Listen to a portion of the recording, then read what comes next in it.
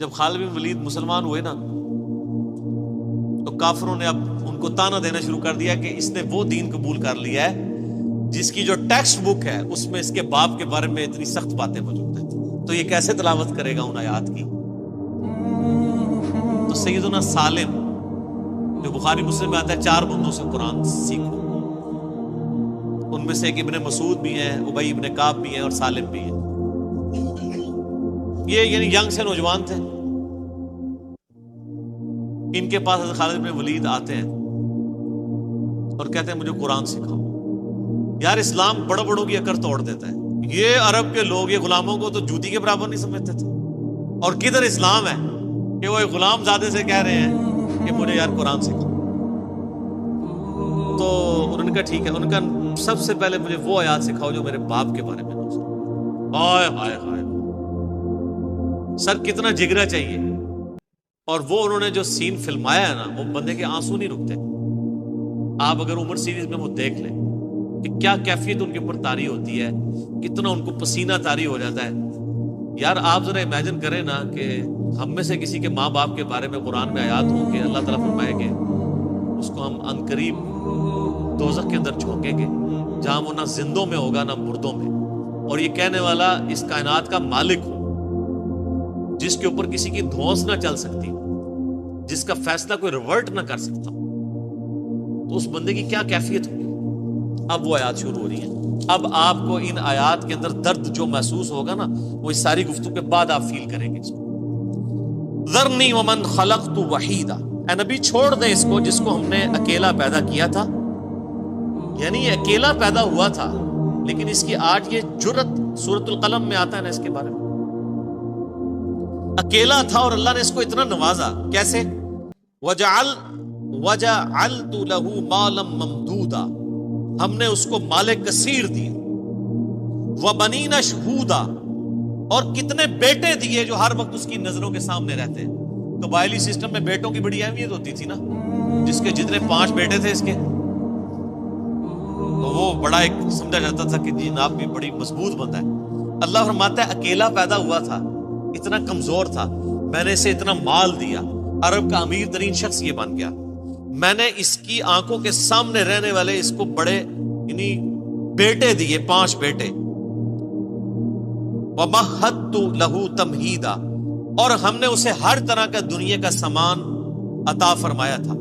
ثُمَّ يَطْمَعُ أَنْ أَزِيدَ، پھر بھی وہ طمع رکھتا ہے کہ ہم اسے مزید دیں۔ دوسری طرف تو ظاہر ہے کہ وہ تو بخاری مسلم کی حدیث ہے، کسی کے پاس سونے کی 2 وادیاں ہونا تو وہ کہے گا میرے پاس تیسری آ جائے، اس کا پیٹ تو قبر کی مٹی بھرے گی۔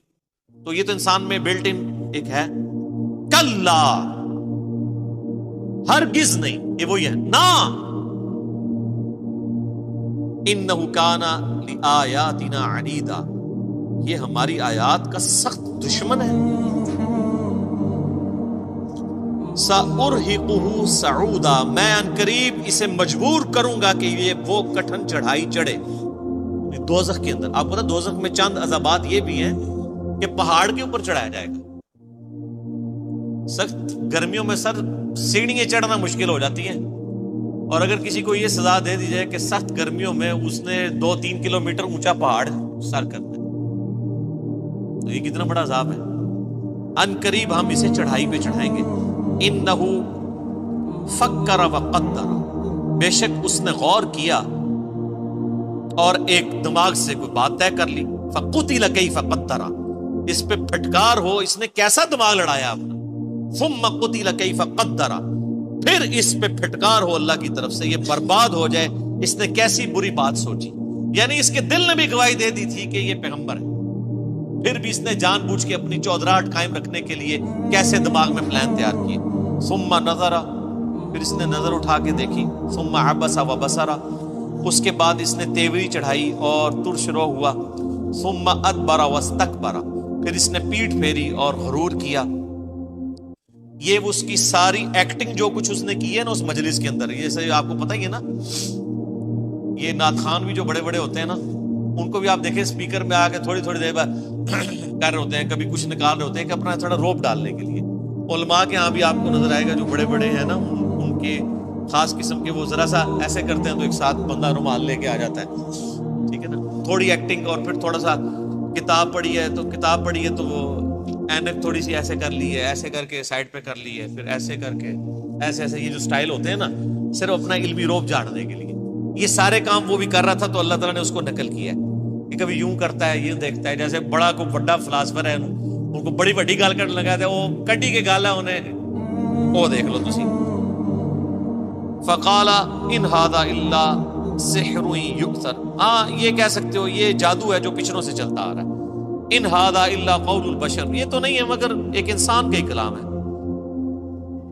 سأصلیہ سقر، ان قریب میں اسے جہنم میں جھونکوں گا، وما ادراک ما سقر، تمہیں کیا سمجھ یہ جہنم کیا ہے، یہ جہنم کی آگ کیسی ہے، لا تبقی ولا تذر، نہ باقی رکھے اور نہ ہی چھوڑے، قرآن میں آتا ہے ثم لا يموت فیہا ولا یحیا، نہ وہاں کوئی زندوں میں ہوگا پھر نہ مردوں میں۔ سورہ فرقان میں آتا ہے آج ایک موت نہیں کئی موتیں مانگو، کافر کہیں گے اللہ موت آ جائے جان ہی چھوڑ دے، لیکن موت نہیں آئے گی۔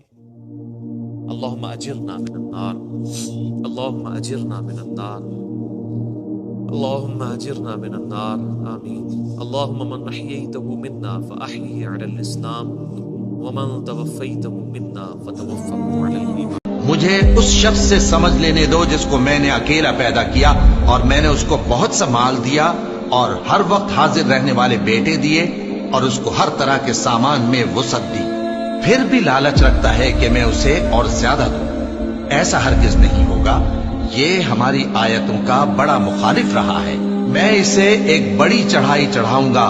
اس نے غور و فکر کیا اور ایک بات ٹھہرا لی، یہ مارا جائے، اس نے کیسی تجویز کی، پھر یہ مارا جائے، اس نے یہ کیسی تجویز کی، پھر اس نے نگاہ کی، پھر تیوری چڑھائی اور منہ بگاڑا، پھر پیٹ پھیر کر چلا اور تکبر کیا، پھر کہنے لگا یہ تو جادو ہے جو پہلے لوگوں سے برابر ہوتا آیا ہے، پھر بولا یہ اللہ کا کلام نہیں بلکہ بشر کا کلام ہے، میں ان قریب اس کو سقر میں داخل کروں گا، اور تم کیا سمجھے کہ سقر کیا ہے؟